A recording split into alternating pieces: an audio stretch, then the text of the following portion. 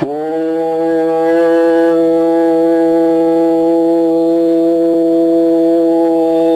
ஈஸ்வரா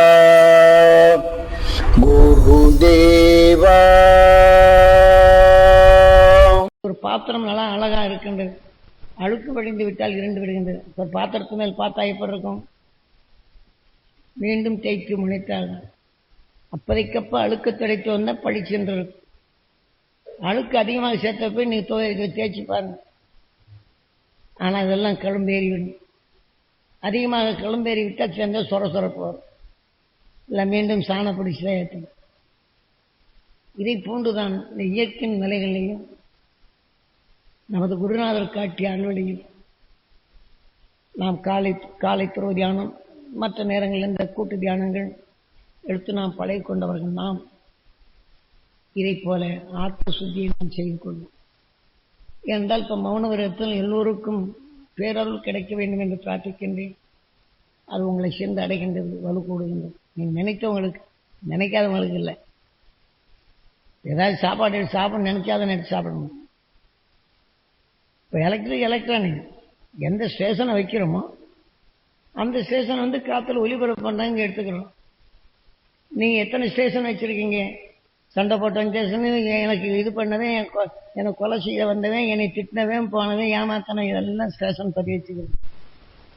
இந்த உணர்வின் தன்மை பதிவாக்கப்படும். என்ன செய்யுது? சிரமமாக போகும்போது அவங்களை என்ன நினைப்பீங்க? அந்த ஸ்டேஷனை வச்சு அதுதான் வரும். அப்புறம் உங்கள் சிந்தனை வராது, என்னை இப்படி செய்தான், அவன் என்ன செய்யலாம், இந்த மாதிரி பேசினானே அப்படிங்கிறதுக்காண்டி இதுக்குண்டான உணர்வு தான் நமக்குள்ள ஓடுமே தவிர நமக்கு நல்ல உணர்வு ஓடாது. அந்த மாதிரி நேரத்தில் நாம் செயல்படுத்த வேண்டியது எது? ஈஸ்வரா என்று துருவ நட்சத்திரத்தின் உணர்ந்தன்மை இது வரும். ஆனால் இந்த துருவ நட்சத்திரத்தின் பேரர்களை பெற வேண்டும்.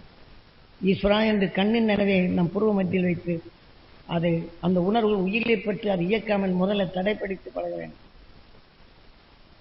என்றால் மூக்கு வழி நுகர்ந்துதான் உயிரில் மோதிதான் உணர்வுகளும் நம்ம அறிவும் இயக்கம் இருக்கின்றது. ஆனால் பூர்வ மத்தியில் அந்த துருவ நட்சத்திரத்தின் உணர்வை சேர்த்து இந்த வலிவை கூட்டி தீமை என்ற உணர்வு உறுப்புகாத போட்டு தடுக்க வேண்டும்.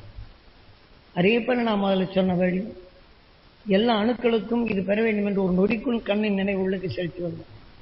அப்போ அந்த துருவ நட்சத்திரத்தின் உணர்வை அதற்குள் செலுத்த வேண்டும் என்று வலுவை சேர்த்து வைத்தால் அந்த தீமை என்ற உணர்வு உறுப்புகாதபடி தடுத்துக் கொள்ளலாம். ஏற்கனவே பதிவாகி இந்த நினைவு வந்தால் உடனே மாற்றிக்கொள்ளலாம். நாம் கொண்டு செல்வது எது?